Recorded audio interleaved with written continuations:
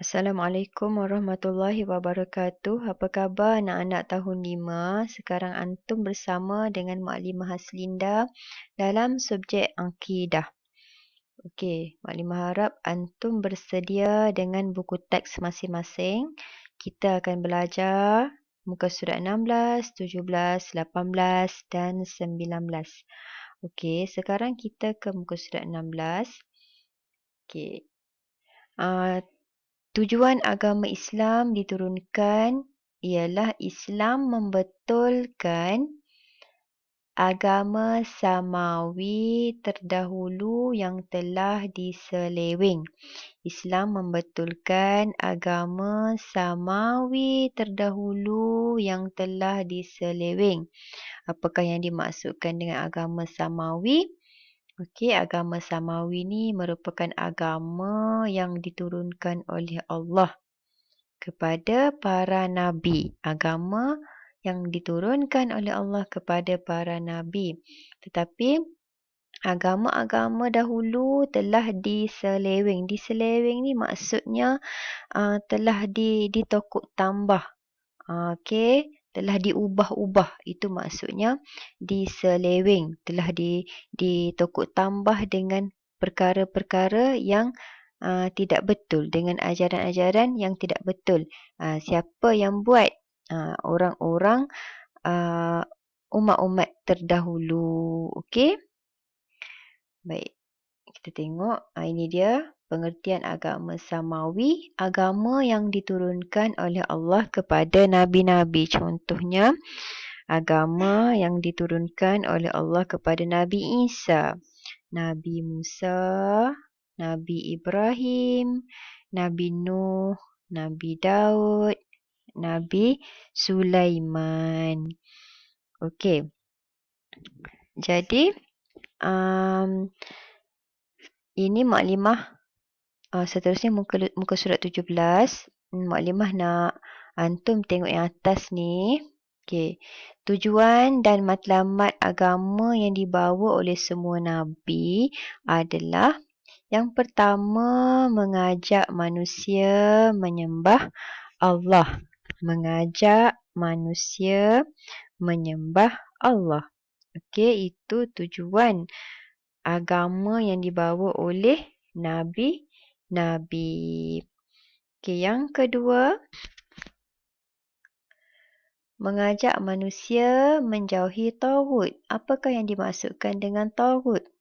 Taghut adalah segala amalan dan perkara yang melampaui batas dan menyesatkan. Okey, maklimah ulang dengan baik-baik. Taghut adalah segala amalan dan perkara yang melampaui batas dan menyesatkan. Contohnya, tengok dia bagi contoh. Yang pertama, menyembah manusia. Contohnya, orang-orang pada zaman Nabi Musa menyembah Firaun dan menganggap Firaun sebagai Tuhan. Itu ialah taghut. Okey. Yang kedua, menyembah patung dan berhala. Seperti mana pada zaman Nabi dahulu ada segolongan manusia yang tidak mahu menyembah Allah, tetapi mereka telah membuat patung dan mengukir berhala sehingga membentuk seperti bentuk manusia. Okey, dan mereka menyembahnya. Okey, itu ialah taghut. Yang ketiga, menyembah matahari dan api. Ada juga segolongan manusia yang mereka tidak mahu menyembah Allah, tetapi mereka menyembah matahari dan api. Bagi mereka, matahari ini besar dan berkuasa. Jadi mereka menyembah matahari dan api. Dan yang ketiga, ini yang paling bahaya, mengikut hawa nafsu yang jahat juga merupakan taghut. Okey, contohnya hawa nafsu yang jahat ni apa? Hawa nafsu yang jahat yang suruh kita mencuri. Itu hawa nafsu yang jahat. Hawa nafsu yang jahat ni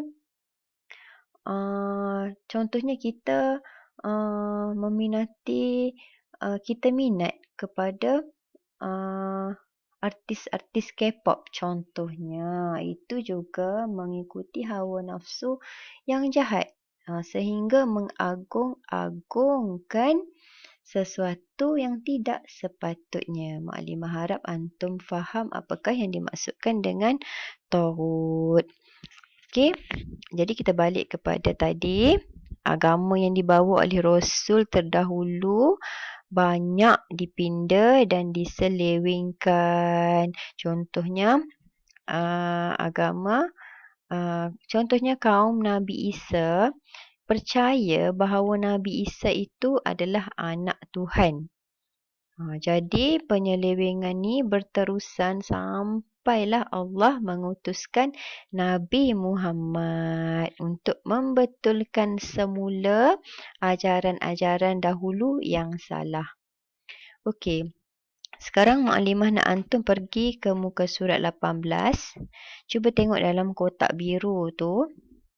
Perbezaan di antara syariat Nabi terdahulu dengan syariat Nabi Muhammad. Okey, cuba tengok yang kotak yang pertama. Syariat Nabi terdahulu diutuskan untuk satu kaum sahaja dan untuk masa yang tertentu. Jadi untuk syariat masa tu, ajaran masa tu adalah untuk kaum masa tu sahaja. Okey, sementara syariat Nabi Muhammad untuk seluruh manusia, jin dan alam sehingga hari kiamat. Okey. Kemudian syariat Nabi yang terdahulu, yang Nabi sebelum Nabi Muhammad ni, ajaran mereka dipesongkan oleh pengikutnya. Tidak ada lagi bentuk asal. Okey. Contohnya, isi kandungan kitab Injil telah diubah daripada isi kandungan yang asal oleh penganut agama Kristian. Jadi ajaran Nabi terdahulu banyak yang dah dipesongkan, yang dah diseleweng, yang dah ditokok tambah dengan perkara-perkara yang tidak betul. Dan kitab mereka juga sudah diubah-ubah isi kandungan dia, dicampur dengan ajaran-ajaran yang tidak benar oleh penganut agama Kristian. Okey. Manakala syariat Nabi Muhammad, tengok, ajaran Islam dan Al-Quran dipelihara oleh Allah melalui para ulama yang muktabar. Itu bezanya. Okey, ajaran Islam dan Al-Quran tidak diubah-ubah. Okey, dan dipelihara oleh Allah. Okey.